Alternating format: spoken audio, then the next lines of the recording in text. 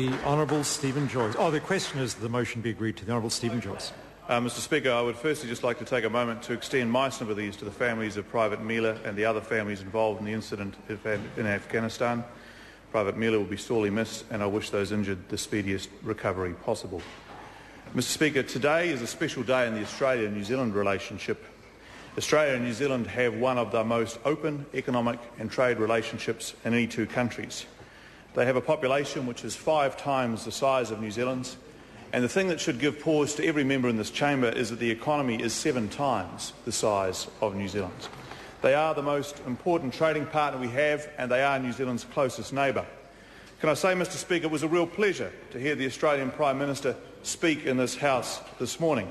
It was also pleasing to hear her observe, as have almost all Australian Prime Ministers before her, the importance of Australia being an open economy and the recognition of the importance of the economic reforms of the 80s and 90s, painful though they were for both countries, in giving them the prosperity that Australia enjoys today. Indeed, the enduring consensus on economic policy in Australia is undoubtedly one of the strong reasons for their continued economic success. I have to say it contrasts with some of the economic debate that this country sticks itself with from time to time. Here, what describes itself as the fraternal party of the Australian Labor Party seems to be starting to advocate 70s-style fortress New Zealand policies as some way of attaining economic nirvana. And that is undoubtedly not correct, Mr Speaker. Australia knows that there's a lot to be gained by encouraging foreign investment. They have the economy and the income to show for it. Therefore, the easier we can make it for companies to operate in both countries by removing unnecessary barriers, the greater the opportunities for business to have confidence to make substantial productivity gains and to take up new opportunities that will help underpin growth and jobs. This, incidentally, was something the former Trade Minister Phil Goff used to believe in and work towards. Now, sadly, in this House in the last 2 weeks, he's been using xenophobia to make cheap political points about German investors and about Australian investors, just like the previous speaker did in this general debate today. Point of order, the Honourable Trevor Mallard. Speaker, I take offence at the accusation that members on this side of the House have been using xenophobia. That, sir, is something for some of us we find deeply offensive.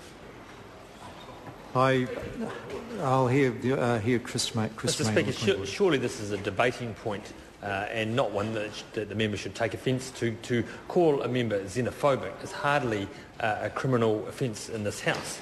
Mr Speaker. Order, I don't want to take more time on it. What I'd suggest, if I could ask the member to withdraw it, but I don't want to rule out, I don't want to be too pedantic about ruling words out, because we can all take offence at all sorts of things, and members must be very careful not to accuse another member of being racist. And I guess one could claim there's a connotation, so I'd ask the member to withdraw, but I'm not going to rule out words forever because offence might have been taken on one occasion. If the honourable member could withdraw that, please. I'll withdraw that, Mr Speaker, and say that the member is now using criticism of German investors and criticism of Australian investors a number of times, as per the previous speaker also in this House. Mr Speaker, today a very important investment protocol was signed between our two countries, which sets a higher threshold for trans-Tasman investment so that it doesn't have to go through a screening process. This will do much for the confidence of New Zealand businesses growing in Australia and in the two countries where they have a combined domestic market in the order of 24-25 million people. It's this sort of work, Mr Speaker, which will help New Zealand companies grow, which will create jobs and which will give them the opportunity to create a stronger economy in New Zealand. And it's interesting on days like today when Fletcher's, our largest listed company, which is very active in Australia, records an improved result, and it just goes to show the potential of strong economic growth and a tighter economic market between our two countries, Mr Speaker. That's what this House should be focusing on. The opportunity today is to focus on that, because we do need this country to grow much more strongly, and working closely with Australia will allow us to do so. And so I salute the investment protocol that was signed by our two Prime Ministers today. Brendan Burns. I beg your pardon, Grant Robertson. He's the slimmer version. I do apologise.